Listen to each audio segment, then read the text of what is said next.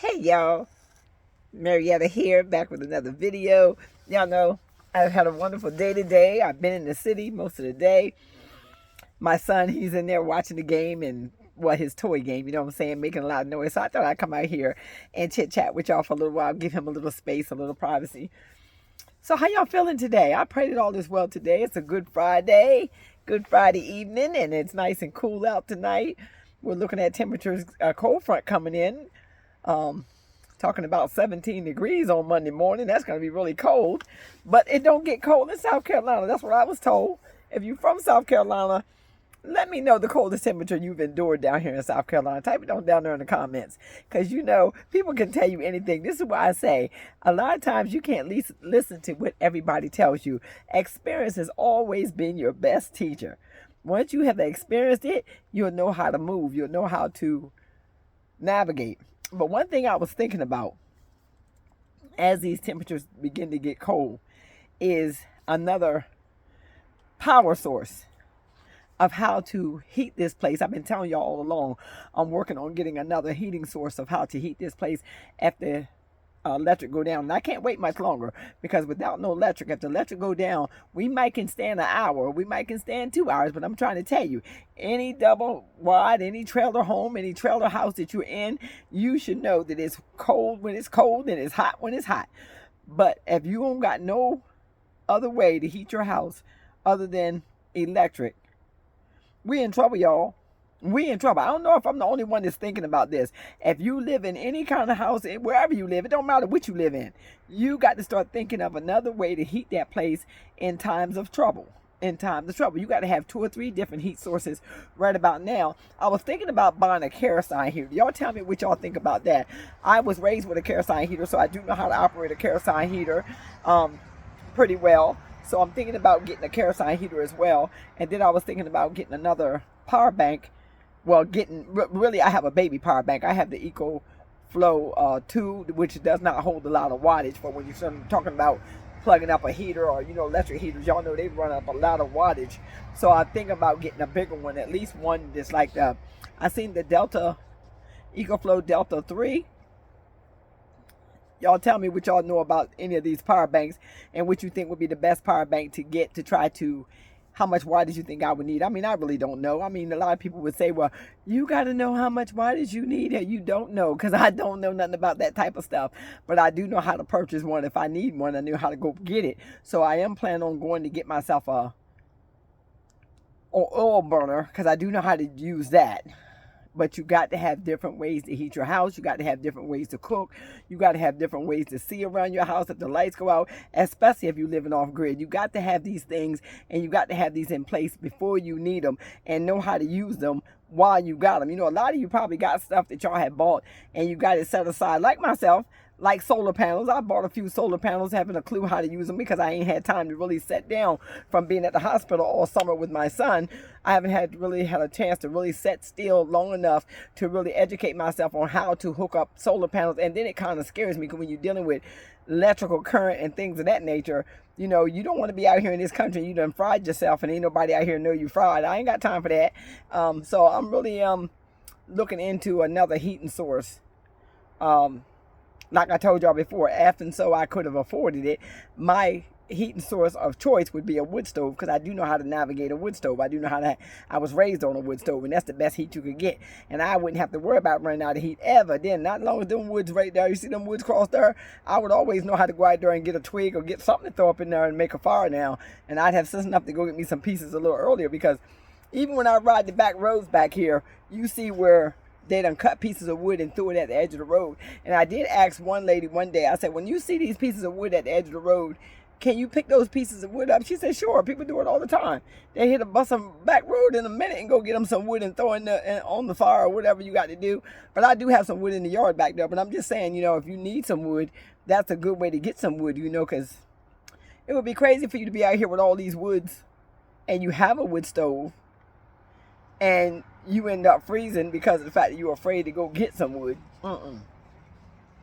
That's one thing I ain't scared. I ain't never scared. So therefore, it's like saying, but I do need to start figuring out if the grid goes down and the electric goes out, not in a doomsday situation, I'm just talking about in a regular situation, because sometimes your electric can go out and you could be down for 2 or 3 days and at a time, you know what I'm saying? And then to have a generator, and I'm not educated on how to use a generator, I don't know how to use that either. So there are some things that you just got to learn and you got to figure out as you go, you know what I'm saying? So a lot of stuff I'm just learning, I'm just figuring out as I go. But I ain't no superwoman, y'all. I do the best I can, but I ain't that superwoman now. I ain't never claimed to be. I'm not one of them women that say, I didn't need a man, I don't need a man. I'm not one of them. I believe that if a woman can have a good man that she can work with and they can work together and they can build, I think they can build off of each other's strength. I'm not one to just to say, well, you just need a man just so you can use him for this and use him for that. No, you got to be able to be a team player.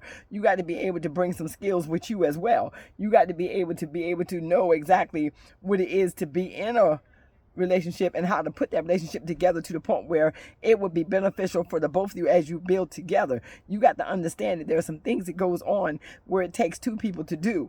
And like I said, when it comes down to certain things, certain situations, I don't got no problem with saying I don't know. And I'm not going to put myself or my son in any danger by trying things just to be trying them when he needs a mama. He needs me to be here. He needs me to survive. It's like I need y'all to survive. So when it comes down to certain situations like electrical and water, I don't fool with that kind of stuff. I don't fool with it because I know I don't know nothing about it, and that's safe. So where it comes down to lighting an oil burner, I know how to do that. And I'm not one of them weak women that don't know how to go buy some stuff. I may not know how to use it, but I know how to go buy it. That's for sure. And that's the half the battle won right there. It's just a matter of somebody being able to knowing how to use the equipment and be able to put it together. So with the temperatures coming in at 17 degrees and this cold front coming in, it's really got me thinking more and more and more about making sure that I have another heat source in this house, so that if the grid goes down, I will be able to heat this house safely and effectively and be able to be all right. Me and my son be all right in this house, because you don't want to be caught and the grid goes down and you don't have no way to heat your place. Don't do that. Don't do that. So if you're in the same situation that I'm in and you're thinking about that, then it's time for you to start doing some research and see what it is that you can buy so that you can be all right in these times. Because we're prepping our food closets and we're getting all that together, but it's so much more. My gosh, it's so much more than that. These are things that you have to do daily, and just for daily living, not even so much as worrying about whether or not there's going to be a tragedy or what's going to get bad or what's going to get worse, because we already know that things don't look good. We don't exactly know what we're up against, but we know things don't look good and we know it ain't playing in our favor. We do know that. So with that being said, it's just like saying that when you know that, it's like when you know better, you do better. You know what I mean? You don't just wait until things get so bad till you can't move or they fall on your head. Because when I went to the grocery store today, I seen them on the floor. I guess they marking stuff up again. Prices are steady going up, y'all. After a while, y'all ain't going to be able to afford nothing. Or should I say, we ain't going to be able to afford nothing, because I got to include myself in that too, because there's no way you can live without nothing. So you got to be starting preparing to make sure that you get yourself not just food, but get the supplies that you need to be able to try to sustain yourself for a while until you see exactly what's getting ready to happen here. And like I said, no man knows the day or the hour when the Son of Man coming to claim us. So therefore, nobody need to be talking about it's the end of the world, because it ain't no end of the world, because nobody knows when the end of the world is coming. People just be throwing stuff out there because they done got to a place where sometimes fear will overtake people to the point where it looks like their world is coming to an end. Because see, just like this homeless situation that we got going on right now in the world. I'm just having mere conversation with y'all. I love to talk to y'all and sit and chit chat. But with this homeless situation we got going on in the world, the face of homelessness, y'all, is no more that old scraggly man with the beard, with the flip flops on, or the dirty pants, or the mismatched plaids and polka dots on. No, that's not the face of the homeless no more. Or that woman with the straggly hair that just bent over pushing a cart. That's not the face of homelessness no more. The face of homelessness now is out there wearing Sephora, out there wearing MAC lipstick. The face of homelessness now is the middle class folks that are actually ending up in the street right now, and they don't know how to live this life. They don't know how to live that life. So it's like saying that when you think about the fact that what's going on and trying to figure out how to put your life back together again, you got to really do some real homework. You got to do some homework, y'all. You got to do some homework, and then you got to start moving accordingly. But you got to start moving in a way where it is You know, some people just can't take it. Let's just call the thing a thing. Some people just can't take it. Some people are never going to get it. They're never going to be prepared for this. They don't know how to be prepared for this. And some of them just don't want to be prepared for it because they can't fathom themselves being outdoors or being in a place that's no heat, no electric building going so high. Now you're in a place with no heat, no electric, and then you end up losing the place. Some people can't fathom themselves in that space or in that place because they've never been in that place or had to even live on that level. And when you think about it, how many people now are facing that very same type of living?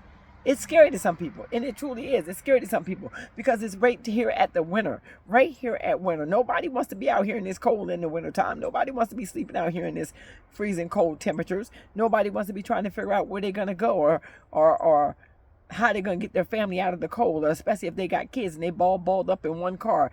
That is not comfortable at all, and that cannot be safe. And then you out here and you don't even know exactly whether or not you're going to be able to heat the very place that you got. That's another problem. But so many people are facing that. But I would encourage you to have two sources of heat. If and so your electric heater goes down, know how you're going to heat that house. And that's what I'm worried about right now. How would I heat this place? How could I keep me and my son safe if the electric goes down? So I'm thinking about it, and I want to put it on your mind for you to be thinking about it so you can start figuring out exactly what other source of heat that you know how to operate. But make sure you use something that you know how to operate safely, or if you have somebody that can operate it for you safely, because everybody just can't operate any type of heat source. You know, like some people don't even know how to start up a kerosene heater. Some people don't know how to put a wick in a kerosene heater. Some people don't know how to use a generator. Some people don't know that generators are supposed to be kept outside. If you got a battery pack type of generator for inside, but a regular gas generator, don't ever try to burn them things inside. Gas generators are to be put outside. That's one thing for sure that we do know. They're not to be brought in the home because that could be a tragedy. So we want to make sure that we're doing things safely and we're doing things. That's why I said some things, if you just don't know, it's better to leave it alone. So there are certain things that I don't know, and I don't play with stuff that I don't know nothing about. If I have some knowledge where I think I can do it safely, then I do that. But if I don't have no knowledge of that situation, I leave that situation alone. I just leave it alone. So I just wanted to put that on your minds, that with the heat situation and with the cold that's coming in, it starts to make your mind think about how else can I heat this place if the electric goes down. Y'all type it on down there in the comments. Let's have a good conversation. I think I've asked this question before, but ain't nothing wrong with answering it again because I just wanted to come outside for a little bit and get some air. But I pray that y'all have a wonderful day. And soon I'm going to be showing y'all. I've been working in my pantry and getting my pantry together. So maybe I'll show y'all my pantry soon. So if you're not subscribe to the channel, please consider subscribing to the channel. If you've not turned your notification bells on, please turn your notification bells on so you'll be ready to hang out with me the next time I come outside just to hang out. Y'all be blessed.